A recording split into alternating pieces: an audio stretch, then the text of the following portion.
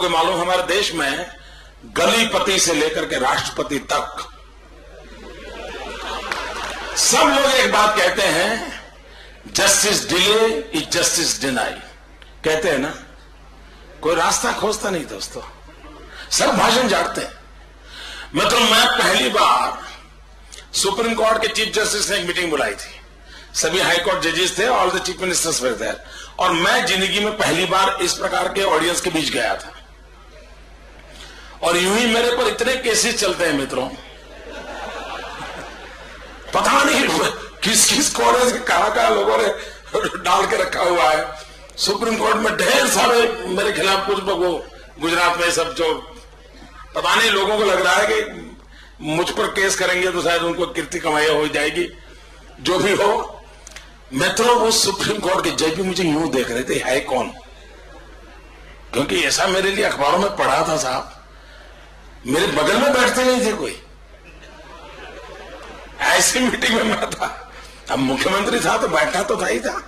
तो मुझे जब मेरी बारी आई गुजरात की तो मैं बोलना, मैंने कहा देखिए भैया, मैं पहली बार इतने बड़े ऑगस्ट हाउस के बीच में आया हूं, मैंने जीवन में कभी कोर्ट देखी नहीं है। और हकीकत है मित्रों, मैंने अपनी आंखों से कभी मुझे जिंदगी में कोर्ट के अंदर जाने का अवसर नहीं आया, क्योंकि मैंने कभी रॉन्ग पार्किंग का गुनाह भी नहीं किया है।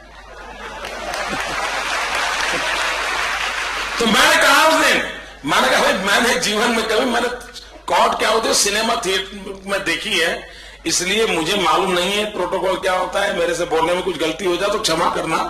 और ऐसा करके मैंने वहां पहली बार इन न्याय तंत्र के लोगों के सामने भाषण किया था, और मैंने उनसे कहा था कि क्या देश के गरीब आदमी को न्याय मिले, ये हम लोगों का दायित्व तो नहीं है।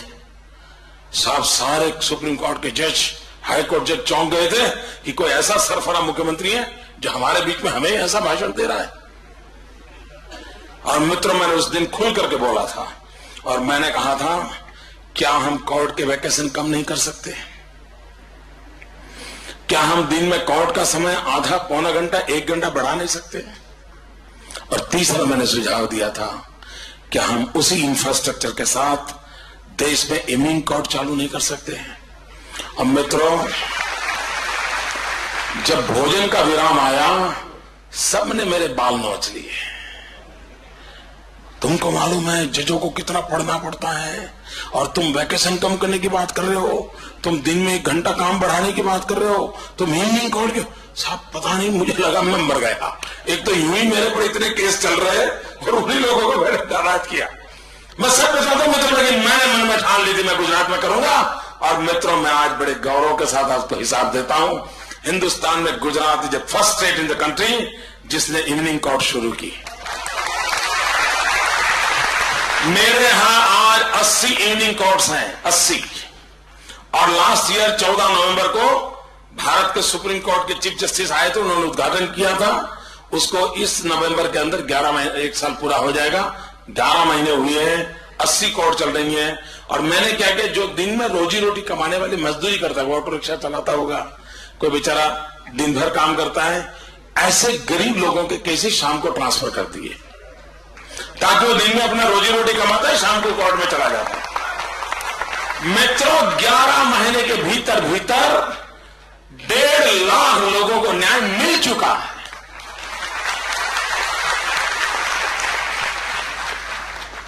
मित्रों, अगर इरादा साफ हो, नियत साफ हो और नीति स्पष्ट हो तो परिणाम मिलता है दोस्तों। इतना ही नहीं, मैंने न्यायमूर्तियों से मीटिंग की, मैंने कहा साहब मैं चाहता हूं मेरे गुजरात के अंदर हम कोर्ट का समय आधा घंटा बढ़ाएं, और मैं उन सबका आभारी हूं, उन्होंने मेरी बात मानी। आज हिंदुस्तान में जो कोर्ट का समय है, मेरे राज्य में आधा घंटा ज्यादा है।